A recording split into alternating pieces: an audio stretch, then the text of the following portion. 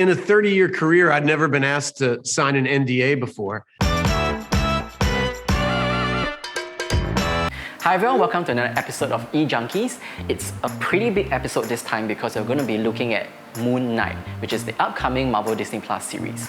So for those who have not heard anything about Moon Knight, it focuses on this character, Stephen Grant, as well as his other persona, Mark Spector.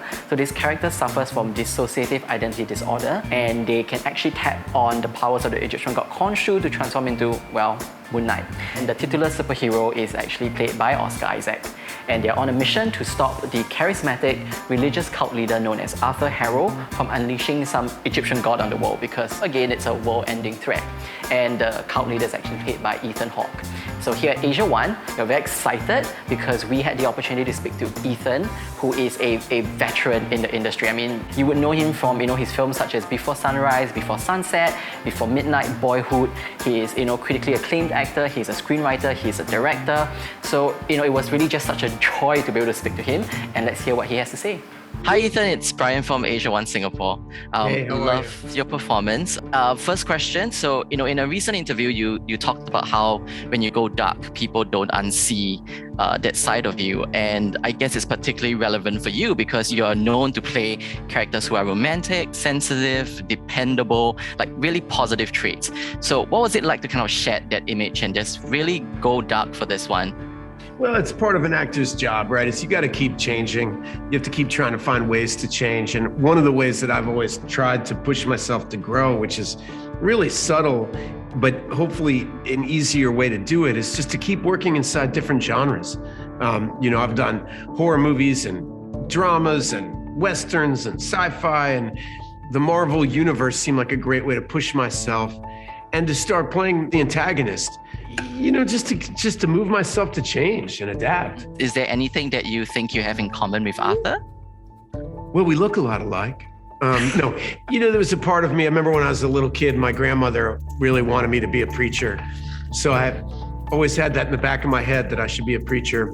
And so this is channeling my inner preacher. It started with Ernest Toller and First Reformed, and this is a preacher gone wrong. There's this scene in the show where Stephen kind of talks to Arthur about what he does and how he judges people, and there's this ethical discussion about what happens if you judge people like kids, or babies. I'm just wondering, in the pursuit of, say, one's dreams and goals, do you believe that the end justifies the means? It's difficult to say, though, because a lot of people have done good in the world by doing dangerous and strange things. I don't know. That's not the way my brain works. I hate that. So now that you are a newcomer to the MCU, but you've also been in the industry for a long time, you've seen a lot of things. Are you kind of used to keeping secrets? Have you gotten used to it? Are you kind of afraid of, accidentally letting things? Yeah, in a 30-year career, I'd never been asked to sign an NDA before. And it just goes to show you how much expectation the shows have. These shows and these stories have such a built-in fan base that we're trying to forge our own path with a new superhero and a new legend and new mythology. But we're connected to this whole Marvel thing, and there's such expectations attached to it. That was all new for me.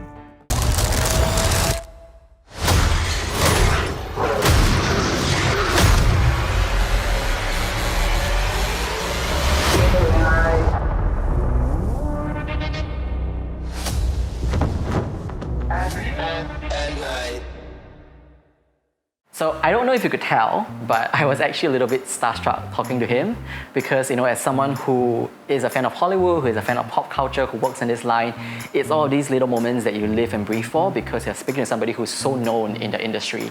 I wish I had more time with him, but such is the nature of things.